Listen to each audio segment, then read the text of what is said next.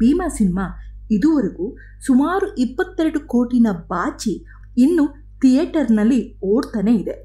ನಮ್ಮ ಕೃಷ್ಣಂ ಪ್ರಣಯ ಸಖಿ movie 10 ಕೋಟಿನ already ಬಾಚಿ ಇನ್ನು ಹೆಚ್ಚು ಬಾಚೋದಕ್ಕೆ ಥಿಯೇಟರ್ನಲ್ಲಿ ಈಗಲೂ ಓಡ್ತಾನೆ ಇದೆ. ಒಂದಿಷ್ಟು ರಿಪೋರ್ಟ್ ಪ್ರಕಾರ ರೀಸೆಂಟ್ ಆಗಿ ಈ ಮಟ್ಟದಲ್ಲಿ ಯಾವ ಸಿನಿಮಾ ಕೂಡ ಗೆದ್ದಿಲ್ಲ ಅಂತೆ. ಹಾಗಾದ್ರೆ ಈ ಸಿನಿಮಾ ಯಾಕೆ ಗೆದ್ದಿರಬಹುದು? ಬನ್ನಿ ನನ್ನ ಪ್ರಕಾರ ಅನಾಲಿಸಿಸ್ ಮಾಡ್ತೀನಿ.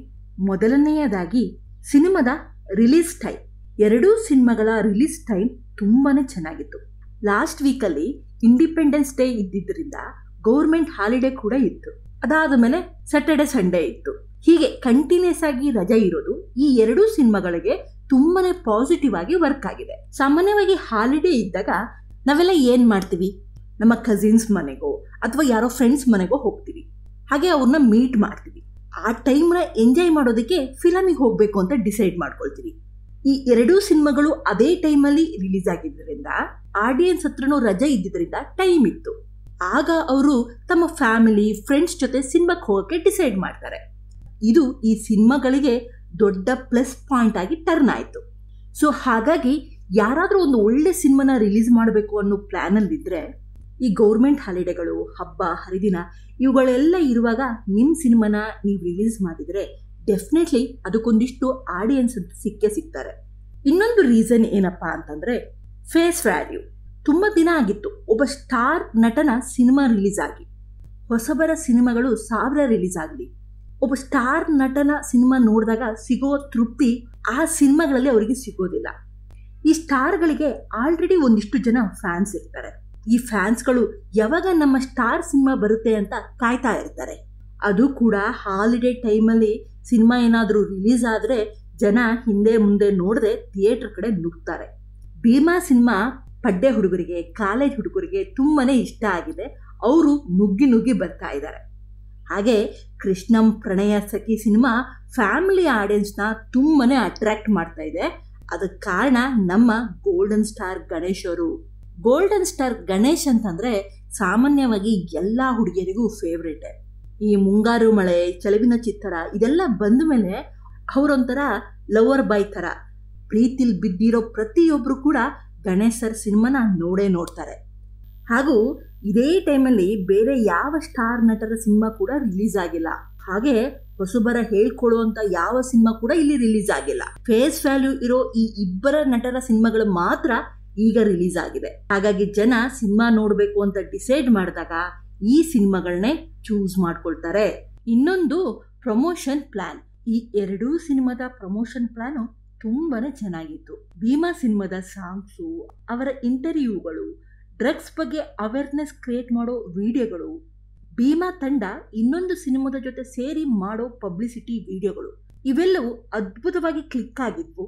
ಇದರಿಂದ ಈ ಸಿನಿಮಾ ಯಾವಾಗ ರಿಲೀಸ್ ಆಗುತ್ತೆ ಅಂತ ಪ್ರತಿಯೊಬ್ಬ ಆಡಿಯನ್ಸಿಗೂ ಕೂಡ ಗೊತ್ತಿತ್ತು.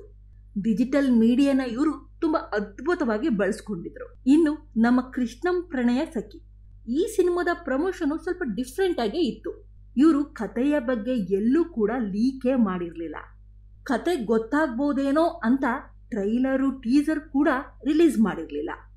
ಆದರೆ ಸಿನಿಮಾದ ಅದ್ಭುತವಾದ ಸಾಂಗ್ಸ್ಗಳನ್ನ ರಿಲೀಸ್ ಮಾಡಿದರು. ಆ ಸಾಂಗ್ಸ್ಗಳಂತೂ ತುಂಬಾನೇ ಚೆನ್ನಾಗಿತ್ತು. ಜನ ಎಲ್ಲ ಅದಕ್ಕೆ ರೀಲ್ಸ್ ಮಾಡೋದಕ್ಕೆ ಶುರು ಮಾಡಿದ್ರು. ಬರ್ತಾ ಆ ಸಾಂಗ್ನ ಪಾಪ್ಯುಲಾರಿಟಿ ತುಂಬಾನೇ ಹೆಚ್ಚಾಯಿತು. ಈಗ ಆ ಸಾಂಗಿಗೆ ಯೂಟ್ಯೂಬಲ್ಲಿ 29 ಮಿಲಿಯನ್ ವ್ಯೂಸ್ ಸಿಕ್ಕಿದೆ. ಇದು ಒಂದು ಟ್ರೈಲರ್ ಹಾಗೂ ಟೀಸರ್ಗಿಂತ ಹೆಚ್ಚು ರೀಚೇ ಆಯಿತು. ಜೊತೆಗೆ ಒಂದಿಷ್ಟು ಇಂಟರ್ವ್ಯೂ, ಪ್ರಮೋಷನು ಎಲ್ಲದೂ ಪ್ಲಾನ್ ಮಾಡಿದರು. ಆದರೆ ಕಥೆಯ ಬಗ್ಗೆ ಎಲ್ಲೂ ಬಿಟ್ಕೊಳ್ಳಲಿಲ್ಲ. ಮೊದಲೇ ಗಣೇಶ್ ಅವರಿಗೆ ಫ್ಯಾಮಿಲಿ ಆಡಿಯನ್ಸ್ ಜಾಸ್ತಿ, ಹಾಗೂ ಒಂದು ಸುಂದರವಾದ ಹಾಡುಗಳು, ಹಾಗೂ ಕಂಟಿನ್ಯೂಸ್ ಆಗಿದ್ದ ಹಾಲಿಡೇಗಳು. ಇದಿಷ್ಟೇ ವಿಷಯ ಸಾಕಿತ್ತು ಅವರಾಗೆ ಬಂದು ಗಣೇಶರ ಸಿನಿಮಾವನ್ನ ನೋಡೋದಕ್ಕೆ. ಇನ್ನೊಂದು ವಿಷಯ ಅಂತಂದ್ರೆ ಎಂಟರ್ಟೈನ್ಮೆಂಟ್. ಸಾಮಾನ್ಯವಾಗಿ ಸ್ಟಾರ್ಗಳ ಸಿನಿಮಾದಲ್ಲಿ ಜನ ಎಕ್ಸ್ಪೆಕ್ಟ್ ಮಾಡೋದು ಎಂಟರ್ಟೈನ್ಮೆಂಟ್ನ. ಈ ಸ್ಟಾರ್ಗಳು ಹಿಂದೆ ಒಮ್ಮೆ ಅದ್ಭುತವಾದ ಸಿನಿಮಾವನ್ನು ಕೊಟ್ಟಿರ್ತಾರೆ. ಆ ಸಿನಿಮಾದ ಇನ್ಫ್ಲೂಯೆನ್ಸ್ ಇಂದ, ಇವರ ಹಿಂದಿನ ಸಿನಿಮಾಗಳಿಂದ ಜನ ಅಂದ್ಕೊಳ್ತಾರೆ ಈ ಸ್ಟಾರ್ ನಟರು ಯಾವುದೇ ಸಿನಿಮಾದಲ್ಲಿ ಮಾಡಿದ್ರು ಒಂದಿಷ್ಟು ಎಂಟರ್ಟೈನ್ಮೆಂಟ್ ಇದ್ದೇ ಇರುತ್ತೆ ಅಂತ. ಈ ರೀತಿ ಎಕ್ಸ್ಪೆಕ್ಟ್ ಮಾಡುವಾಗ ಇವರೇನು ಕತೆ ಮಾಡಿದ್ದಾರೆ, ಇದರ ಸ್ಕ್ರೀನ್ ಪ್ಲೇ ಏನು ಅಂತ ಜಾಸ್ತಿ ತಲೆ ಕೆಡಿಸ್ಕೊಳ್ಳೋದಿಲ್ಲ. ಅವರಿಗೆ ಆ ಸಿನಿಮಾ ನೋಡುವಾಗ ಎಂಟರ್ಟೈನ್ ಆಗಬೇಕಷ್ಟೆ. ಒಂದಿಷ್ಟು ಒಳ್ಳೆ ಹಾಡುಗಳು, ಕಾಮಿಡಿ, ಡೈಲಾಗು ಇವೆಲ್ಲ ವರ್ಕ್ ಆದರೆ ಆ ಸಿನಿಮಾ ಅವರ ಪ್ರಕಾರ ತುಂಬಾನೇ ಚೆನ್ನಾಗಿದೆ ಅಂತ. ಭೀಮಾ ವಿಷಯಕ್ಕೆ ಬಂದರೆ ಇಲ್ಲಿ ಕತೆ ಒಂಥರ ಚೆನ್ನಾಗಿದೆ, ಹಾಗೆ ಡೈಲಾಗ್ಸು ಸಾಂಗ್ಸು ಕ್ಲಿಕ್ ಆಗಿದೆ.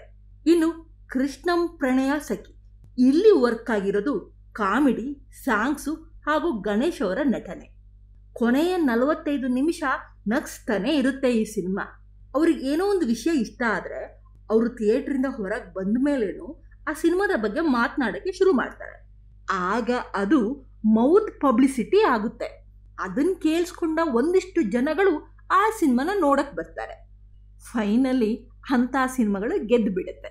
ನನ್ನ ಪ್ರಕಾರ ಈ ಸಿನಿಮಾ ಗೆಲ್ಲೋದಕ್ಕೆ ಇದಿಷ್ಟು ಅಂಶಗಳು ಕಾರಣ ಆಗಿದೆ. ನಿಮ್ಮ ಪ್ರಕಾರ ಯಾವ್ದಾದ್ರು ವಿಷಯ ಇತ್ತು ಅಂದರೆ ಅದನ್ನ ಕಮೆಂಟ್ ಬಾಕ್ಸಲ್ಲಿ ಮೆನ್ಷನ್ ಮಾಡಿ. ನಮ್ಮ ವಿಡಿಯೋ ನಿಮಗಿಷ್ಟ ಆಗಿದ್ರೆ ಈಗಲೇ ನಮ್ಮ ಚಾನಲ್ನ ಸಬ್ಸ್ಕ್ರೈಬ್ ಮಾಡಿ. Thank you.